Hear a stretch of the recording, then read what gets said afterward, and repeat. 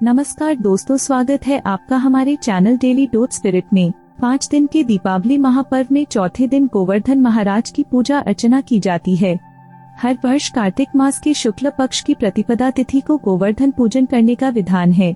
इस तिथि को अन्नकूट के नाम से जाना जाता है क्योंकि इस दिन घरों में अन्नकूट का भोग बनाया जाता है। इस पर्व में प्रकृति के साथ मानव का सीधा संबंध दिखाई देता है।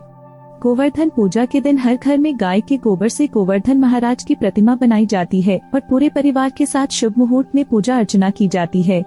लेकिन इस बार दिवाली की तिथि की वजह से गोवर्धन पूजा की तारीख को लेकर कंफ्यूजन की स्थिति बनी हुई है।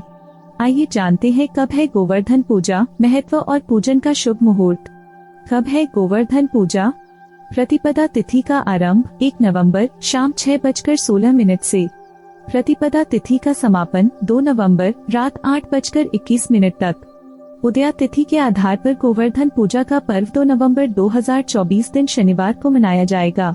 गोवर्धन पूजन का शुभ मुहूर्त। गोवर्धन पूजा का पर्व 2 अक्टूबर को मनाया जाएगा और इस दिन गोवर्धन पूजा का मुहूर्त शाम 6:30 से 8:45 तक है। गोवर्धन पूजा के लिए आपको 2 घंटा 45 मिनट का समय मिलेगा। गोवर्धन पूजा का भोग। गोवर्धन पूजा के दिन अन्नकूट बनाया जाता है और उसी का भोग लगाया जाता है। अन्नकूट के साथ भगवान कृष्ण के लिए 56 भोग का प्रसाद भी बनाया जाता है। गोवर्धन पूजा की कथा। पौराणिक कथाओं के अनुसार कार्तिक मास की प्रतिपदा तिथि को ब्रज में पहले देवराज इंद्र की पूजा हुआ करती थी, लेकिन भगवान कृष्ण ने ब्रजवासियों से इंद्र के बजाय गोवर्धन पर्वत की पूजा करने को कहा। भगवान कृष्ण की बात मानकर सभी ब्रजवासी गोवर्धन पर्वत की पूजा अर्चना करने लगे। जब यह जानकारी देवराज इंद्र को मिली तो उन्होंने अपने घमंड में आकर पूरे ब्रज में तूफान और बारिश से कहर बरपा दिया। धीरे धीरे हर चीज जलमग्न हो रही थी। तब भगवान कृष्ण ने अपनी कनिष्ठा उंगली पर गोवर्धन पर्वत को उठाकर ब्रजवासियों की रक्षा की थी और इसी के साथ इंद्र के घमंड को भी तोड़ा था। चारों तरफ घर अस्त व्यस्त होने की वजह से सभी सब्जियों को मिलाकर अन्नकूट तैयार किया गया था। तब से हर वर्ष इस तिथि को गोवर्धन महाराज की पूजा की जाती है और अन्नकूट का भोग लगाया जाता है। गोवर्धन पूजन विधि। गोवर्धन पूजा वाले दिन ब्रह्म मुहूर्त में उठकर स्नान व ध्यान करके भगवान कृष्ण की पूजा अर्चना करें।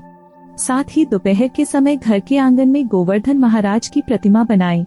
गोवर्धन महाराज के साथ गाय, बछड़े व ब्रज आदि की भी प्रतिमा बनाई जाती है। इसके बाद प्रतिमा को फूल व खील से सजाया जाता है और फिर शुभ मुहूर्त में गोवर्धन महाराज के साथ गाय, गोपी आदि को रोली, अक्षत और चंदन लगाएं। बीच बीच में पूरे परिवार के साथ गोवर्धन महाराज के जयकारे लगाएं और भजन भी गाएं। इसके बाद फिर दूध, पान, खील, बताशे, अन्नकूट आदि चीजें अर्पित करें और पूरे परिवार के साथ पानी में दूध मिलाकर गोवर्धन महाराज की 7 बार परिक्रमा करें। परिक्रमा करने के बाद घी का दीपक जलाकर आरती करें और फिर गोवर्धन महाराज के जयकारे लगाएं। इसके बाद घर के बड़ों का आशीर्वाद लें।